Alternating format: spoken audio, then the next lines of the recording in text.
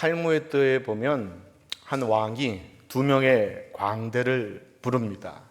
그래서 이 광대에게 각각 사명을 주는데, 한 광대를 불러서 너는 이 세상에 나가서 세상에서 가장 악한 것이 무엇인지 한번 조사해보고 돌아와라 라고 명령합니다. 또 한 광대에게는 이 세상에서 가장 선한 것이 무엇인지 조사해보고 돌아와라 라고 이렇게 명령을 합니다. 임금의 명령을 받은 이 광대가 세상을 돌아다니고 사람들을 만나고 선한 것을 악한 것을 찾고 찾다 보니까 결국 각각 이 세상에서 가장 선한 것과 가장 악한 것을 발견하고 왕께로 돌아오게 됩니다. 순서대로 이 광대들에게 묻습니다. 그래, 세상에서 제일 악한 것이 무엇이더냐라고 물으니까 이 첫 번째 광대가 대답하기를, 왕이시여, 모든 세상 사람들에게 있어서 가장 악한 것은 말이었습니다 라고 이렇게 대답합니다. 반대로 이 선을 찾았던 광대에게 묻습니다. 그러면 세상에서 가장 선한 것은 무엇이더냐라고 물었더니 이번 광대는 이 앞에 광대하고 정반대로 사람의 말이 가장 선한 것입니다 라고 이렇게 대답을 했다고 합니다. 그러니까 우리 인간의 입에서 나오는 이 말이라는 것이 세상에서 가장 악한 것을 만들어낼 수도 있고 세상에서 가장 선한 것을 만들어낼 수도 있는 것이다 라고 이렇게 지혜를 주는 것입니다. 혀로 말하는 말이 다른 사람들을 살리는 양약이 될 수도 있고 다른 사람들을 죽이는 독이 될 수도 있다라고 이렇게 보고하는 것입니다. 여러분, 잠언 18장 26절에서는 그래서 죽고 사는 것이 혀의 힘에 달려있다라고 이렇게 말씀하고 있습니다. 특별히 야고보서 3장 6절 보면 혀는 곧 불이요 불의 세계라. 혀는 우리의 지체 중에서 온몸을 더럽히고 삶의 수레바퀴를 불사르나니 그 사르는 것이 지옥불에서 나느니라 라고 이렇게 말합니다. 이 말씀 무슨 말씀이냐면 사람의 입에서 나온 이 악한 말이 얼마나 무섭냐면 이 악한 말은 지옥불에서 온 말이고 모든 삶을 송두리째로 태워버릴 만한 무시무시한 힘을 가지고 있는 것이다 라고 이렇게 말하면서 사람이 말함에 있어서 절대로 함부로 이야기하면 안 된다라는 것을 교훈을 하고 있습니다. 오늘 특별히 이 9계명, 내 이웃에 대해서 거짓 증거하지 말라라는 이 마을에 나오는 이 장소가 있습니다. 배경이 있습니다.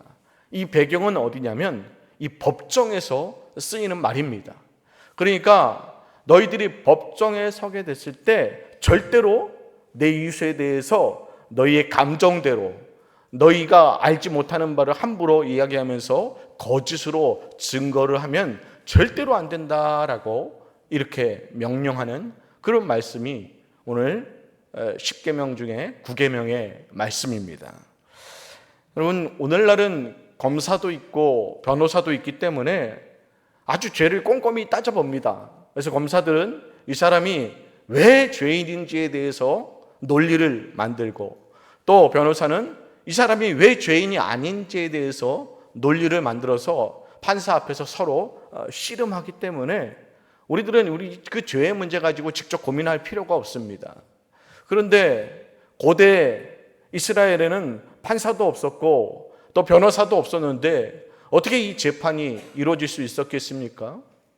여러분, 이 고대 이스라엘 공동체 안에는요, 그 지역의 장로들이 재판관 역할을 감당했었고 또 이제 성문 앞 마당이 재판 장소가 됐습니다. 그래서 이제 죄 지었다고 하는 사람이 피고인이 그 마당 앞에 성문 앞에 세워지면 장로들이 나와서 이 죄를 판결을 하는데 이 판결함에 있어서 가장 중요한 근거가 무엇이냐? 그것은 사람들의 증언이었습니다. 사람들이 어떻게 증언하느냐에 따라서 그 사람이 살기도 하고 죽기도 했습니다.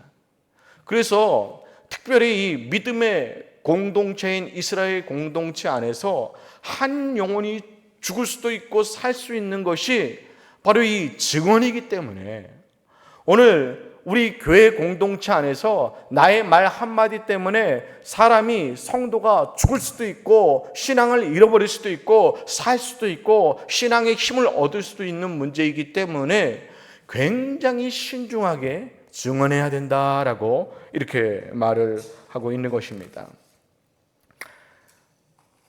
죄 CCB를 고대에 가릴 때에는 이 재판을 통해서 이 증인들의 이 증언을 전적으로 수용해서 증인들이 그 사람이 악인이다, 죄를 졌다라고 말하면 그 증인들의 말에 의해서 그 피고를 심판했습니다. 여러분, 이스라엘 아합 왕 때 나봇의 포도원의 이야기를 아마 들어보셨을 것입니다. 이 나봇이란 사람의 포도원이 아주 웅장하고 멋지고 잘 가꾸어진 그런 포도원이었습니다. 아합 왕이 이스라엘을 돌아다니다가 그 포도원을 보니까요, 마음에 욕심이 생기는 거예요. 갖고 싶다.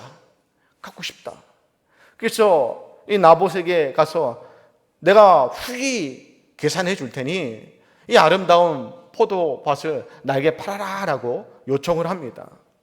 그런데 사실은 나봇은 이 포도원을 팔래야 팔 수가 없는 그런 입장입니다. 왜냐하면 이스라엘 백성들은 자신의 부모님으로부터 물려받은 그 유업이 되는 그 밭이나 농지를 팔 수 없었습니다. 그 왕이 와서 팔려고 했지만 이 또한 율법을 어기는 것이기 때문에 팔지 못했습니다. 아합이 거기서 멈췄으면 참 좋은데 그냥 그 욕심이 마음을 떠나지 않아서 집에 가서도 그 포도 갖고 싶었는데 하니까 그 부인 이세벨이 등장합니다. 이 쪼다 같은 양반아, 왕이 돼서 그거 하나 못 뺐냐고. 내가 알아서 해줄 테니까 걱정하지 말라고. 그러고 나서 이세벨이 이제 성의 장로들을 사주합니다. 내가 앞으로 이 나봇을 심판할 건데 너희 장로들은 거짓 증인들을 만들어서 저 나봇이 하나님과 왕을 저주했다고 그렇게 증언하게 해라라고 시키게 됩니다. 결국 재판이 이루어졌고 나봇 앞에 두 명의 증인이 나봇이 하나님과 왕을 저주했다라는 증언이 펼쳐졌고 그로 말미암아 나봇이 죽게 되었습니다. 여러분, 오늘 어쩌면 내가 악의적으로 내가 욕심에 의해서 던졌던 말들 때문에 수없이 상처받고 죽어가는 영혼들은 없는지 돌이켜보길 원합니다. 여러분, 진실이 아님에도 불구하고 두 사람만 협작해도 한 영혼이 죽어갈 수 있다는 것입니다. 재판장의 증언이 이와 같이 굉장히 중요하기 때문에 그래서 이스라엘은 이 증인 선서를 하게 올바르게 하도록 세 가지 제도를 마련했습니다. 그 첫 번째 제도는 증인들이 증언하는데 적어도 2명 이상이 증언하도록 했습니다. 신명기 17장 6절에 보니까 죽일 자를 2사람이나 3사람의 증언으로 죽일 것이요 한 사람의 증언으로는 죽이지 말라라고 이렇게 말합니다. 그러니까 정확한 사실을 바탕으로 증언해야 된다, 말해야 된다라는 이런 것을 전제하는 것입니다. 여러분, 우리가 남에 대해서, 다른 성도들에 대해서 이야기할 때, 목회자에 대해서 이야기할 때는요, 적어도 정확한 사실에 입각해서 이야기해야 됩니다. 남이 한 이야기들을 주워들어서 함부로 그렇게 평가해서는 아니 됩니다. 또한 나만 그런 게 아니고 다른 사람들은 어떻게 생각하는지 다른 사람의 의견도 물어볼 줄 알아야 됩니다. 이 주변의 상황들을 파악하지도 않고 내가 기분 나쁘다는 이 감정적인 이런 마음만 가지고 달려들어서 거짓말을 하고 또 누명을 씌우게 되는 이런 악행을 저질러서는 안 된다는 것입니다. 두 번째 장치는요, 이 법정에 증인들이 증언을 해서 이 피고가 처벌을 받게 됐을 때 그 처벌의 가장 앞에 이 증인들을 세우게 했습니다. 과거 유대의 율법은 이 큰 죄를 졌을 때 이 온 공동체가 돌로 쳐서 사람을 죽이게 했는데, 이 증인들이 제일 먼저 돌을 가지고 그들을 쳐서 공격하도록 그렇게 만들었습니다. 이것은 인간의 양심이라는 것을 이용해서 거짓 증거하지 않도록 그렇게 만들어 놓은 것입니다. 여러분, 믿음의 성도들이 절대로 양심을 넘어서는 말을 해서는 안 된다는 것입니다. 여러분, 양심에 찔리는 말을 내뱉어서는 안 된다는 것입니다. 내가 생각하기에 기도하면서 하나님 앞에 기도하면서 하나님 앞에 죄스러운 마음이 들 때, 양심에 찔리는 마음이 들 때는 여러분 그 말을 멈추시기 바랍니다. 항상 이런 하나님의 백성들은 양심에 근거해서 이야기를 해야 함을 말씀하고 있는 것입니다. 세 번째는요, 이 증인의 증언으로 이 피고가 죽게 되었을 때 혹시 나중에 그것이 거짓으로 드러나게 되면 이 증언한 사람이 그 핏값을 그대로 받게 됩니다. 이 죽음은 죽음으로, 또 벌금은 벌금으로, 그가 증언해서 피해받은 것을 그대로 이 증언자가 담당하게 합니다. 그러니까 이 증언함에 있어서는, 이 말에 있어서는 자기가 철저히 책임을 지도록 그렇게 했습니다. 여러분, 우리 믿음의 사람들의 말의 특징 중에 하나는 책임질 수 있는 말을 하는 것입니다. 그냥 말한다고 아무 말이나 다 내뱉어서는 안 됩니다.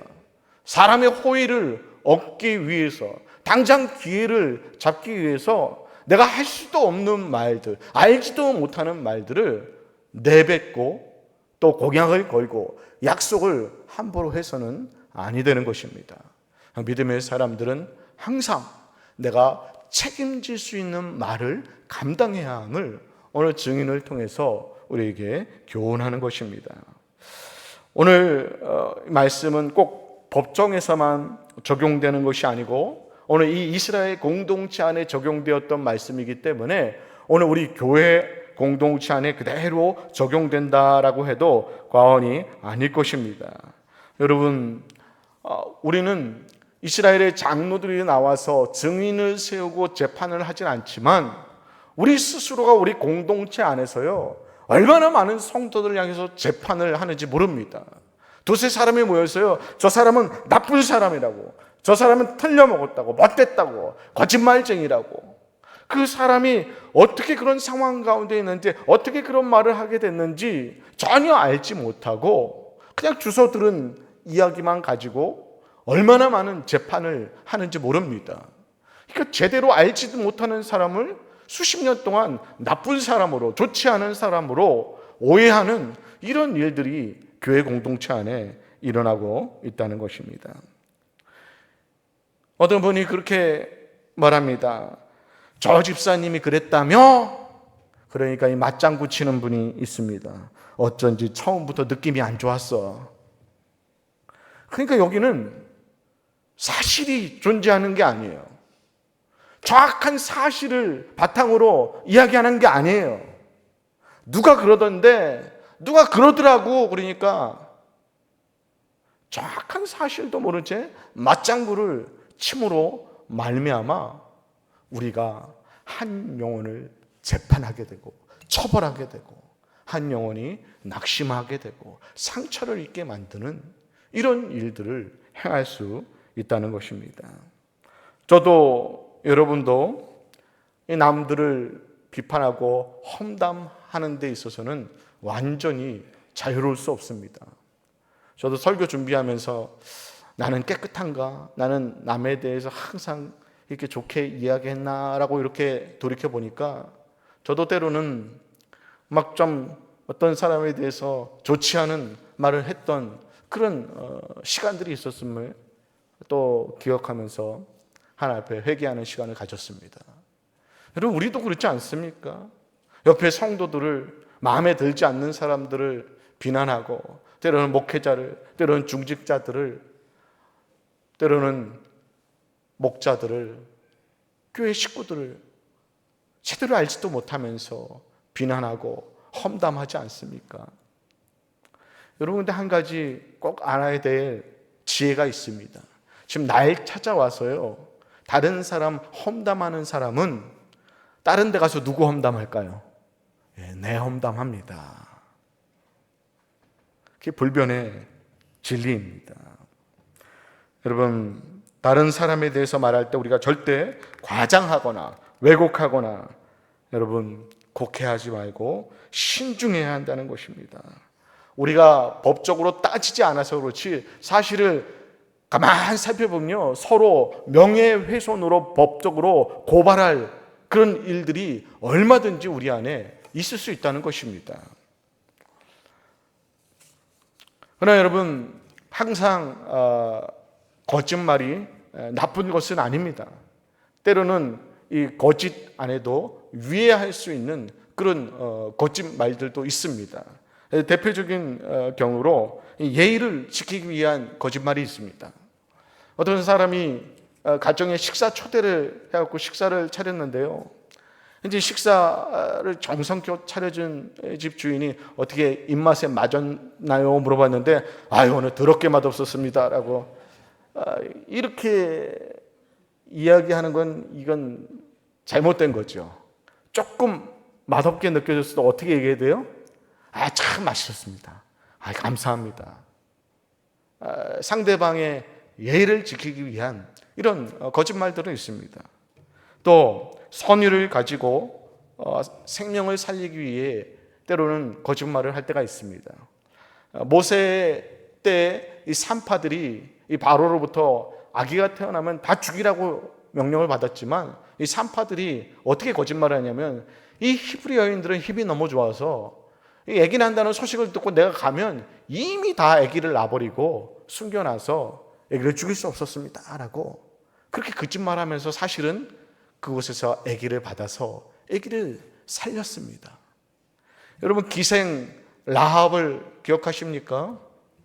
여호수아가 보낸 정탐꾼들을 여리고 사람들이 죽이려고 하자 거짓말로 이들을 속이고 이 정탐꾼을 살려 주었습니다. 여러분, 이렇게 우리가 한 영혼을 따뜻하게 섬기고 생명을 살리기 위해선 사실 그건 거짓말이라고 이야기지도 않죠. 그렇죠? 이런 배려와 사랑이 우리 안에 있어야 될 줄 믿습니다. 십계명에서 거짓말하지 말라는 것은요, 상대방에 피해를 입히기 위한 거짓말, 또 잘 모르고 하는 거짓 증거를 하면 안 된다는 이런 말씀을 전하는 것입니다. 왜 그러면 그리스도인들은 이토록 거짓된 세상에 살면서 이 온갖 거짓말 속에 파묻혀 살지만 깨끗하게 진실되게 살아야 합니까?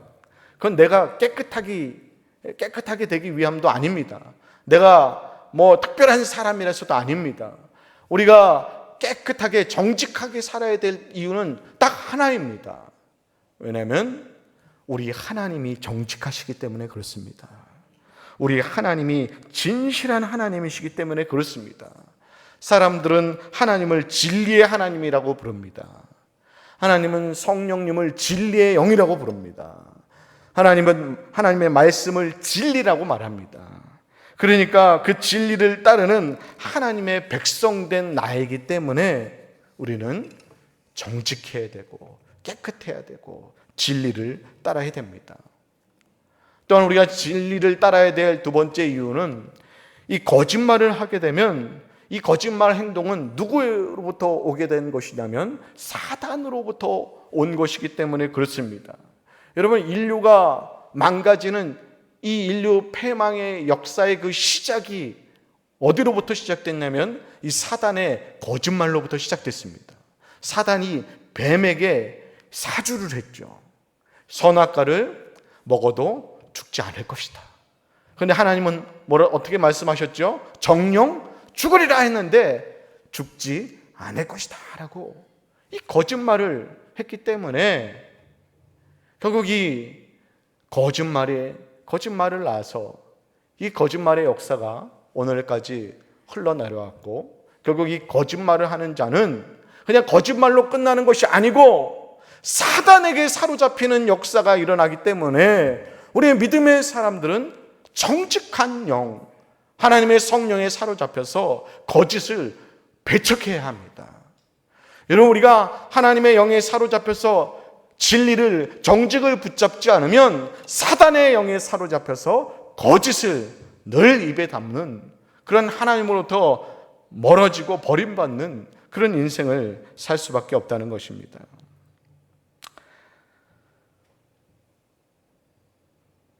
그럼 우리가 한 가지 또 성도의 말에 있어서 최근 들어서 한 가지 또 유념해야 될 그런 점들이 있습니다.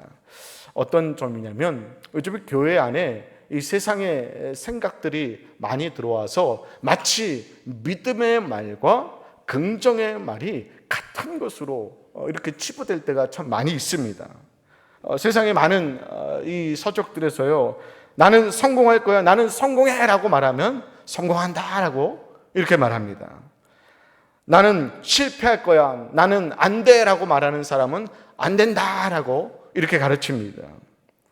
여러분, 나는 행복해야 돼, 나는 행복할 거야 라고 말하는 사람은 행복해진다고 이야기하고, 나는 불행해질 거야, 나는 불행해 라고 말하는 사람은 불행해질 거다 라고 이렇게 말을 합니다.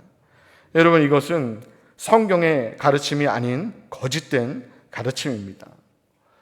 여러분, 머리가 없으신 분이 나는 머리가 날 거야 하면 머리가 나든가요? 그렇지 않죠.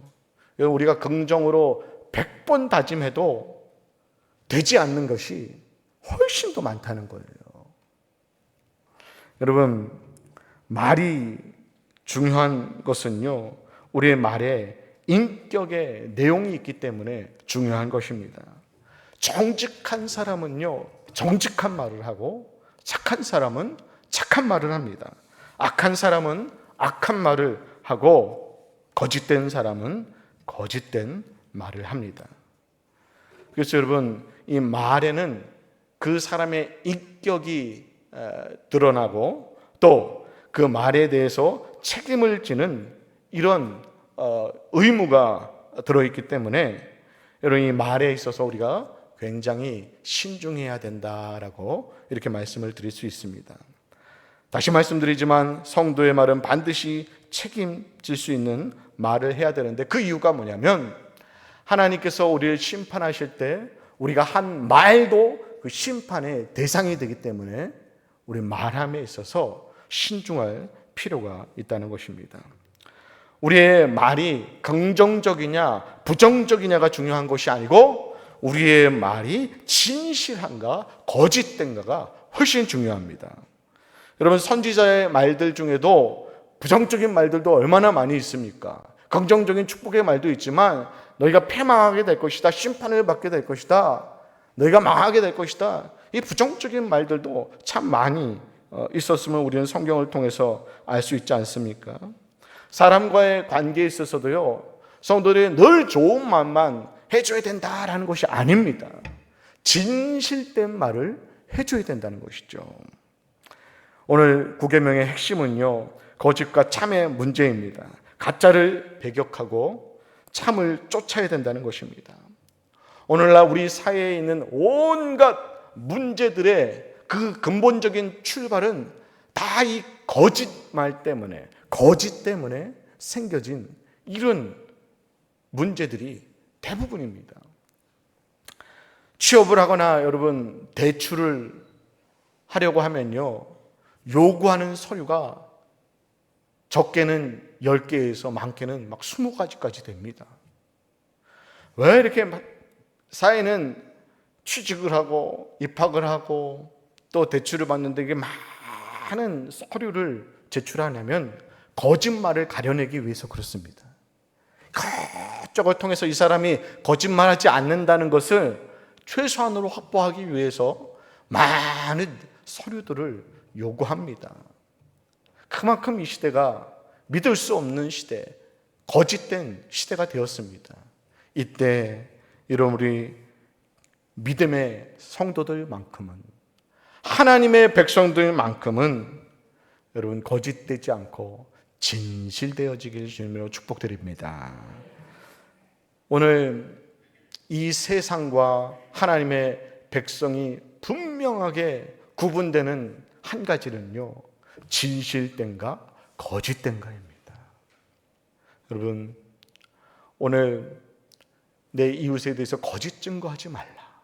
너가 진실된 말을 하면서 살아가야 된다. 거짓된 말을 하면 안 된다. 거짓된 말을 하면 반드시 거짓의 열매를 맺고, 진실된 말을 하는 사람들은 진실한 열매를 맺기 때문에, 우리 하나님이 진실하신 하나님이기 때문에 하나님의 백성들은 진실해야 된다라고 말씀하고 계신 것입니다. 그래서 여러분, 작은 거짓이 우리에게 큰 고통이 되길 바랍니다. 양심에 큰 아픔이 되길 원합니다. 여러분, 작은 거짓을 허용하면 그 다음부터는 걷잡을 수 없는 거짓의 소용돌이에 빠지게 됩니다. 지금 부끄럽지만, 지금 아프지만, 사람들의 손가락질을 받을 수도 있지만, 여러분 지금부터 진실을 선택하시기 바랍니다. 진실한 말로 돌이키시기 바랍니다.